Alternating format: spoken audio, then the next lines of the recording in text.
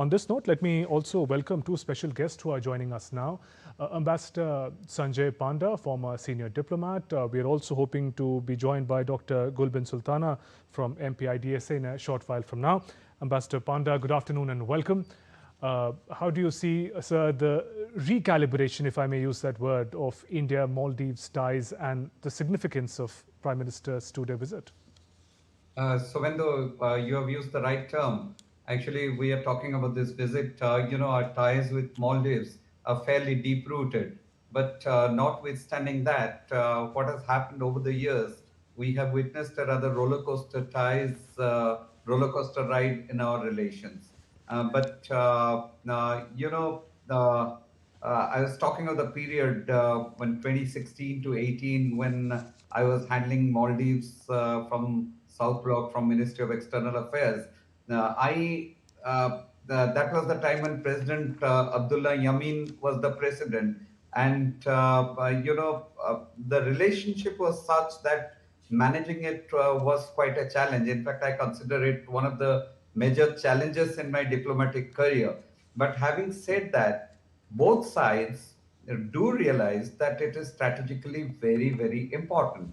President Yamin, well, our relations then reached all-time low. And when there was a regime change in 2018, and Ibrahim Soli took over as the president, there was a new glimmer of hope, but then he couldn't deliver on his promises, and the economic course of Maldives went on. And in 2023 elections,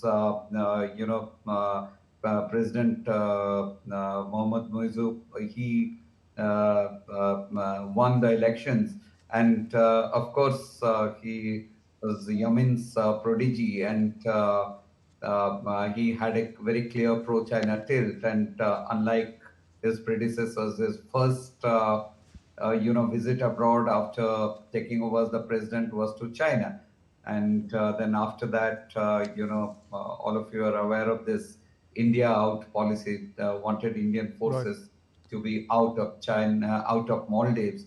So then that was the time gradually when Maldives was facing some financial difficulties in the economic crisis. And there was a realization that it was India which had come to its rescue. So actually, this resetting process started in October 2024, when the president of Maldives visited New Delhi, and that was a very comprehensive visit in the sense that several things were set in motion. And of course, it's a fact that by May 2024, after there was a big demand that Indian forces, I mean, forces in the sense those were in different capacities of training and different projects, they left Maldives in May 2024, the last tranche. But then Maldives, there was a realization that India is strategically important from Maldives' perspectives, and also from our perspective. We have a neighborhood first policy, and also from a maritime security, and with the dragon trying to get into the house, get into the room, we were very particular that we have to keep China at bay. So Right. it was a part of our Sagar vision, security growth, so security and growth for all in the region, which was later, in 2023, from it went to the Mahasagar initiative, and the navies of 10 different countries, including Maldives, came together. But why I refer to the October 2024 visit of President Muizu is because that was the time when there were several areas which were covered. I mean, for most importantly, we had the comprehensive economic and security partnership between the two countries, which has become the guiding framework of our bilateral ties. Right. And now the third visit of Prime Minister Modi to Maldives, in the first during his present tenure, I call it particularly historic in the sense that this is a very symbolic visit, in the sense India was the first country to recognize Maldives after it attains its independence 60 years ago.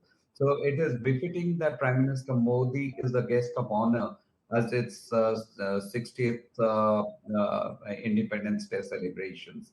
And also, it is 60 years of establishment of our diplomatic ties. Right. Well, uh, the process which commenced in October 2024, I feel, will be cemented during this visit. That is the main crux of Right, this, right. We'll talk about each of important. those very important aspects that you underlined. Sir, let me also welcome Dr. Gulbin Sultana, Associate Fellow with MP IDSA. Dr. Sultana, good afternoon and welcome to DD India.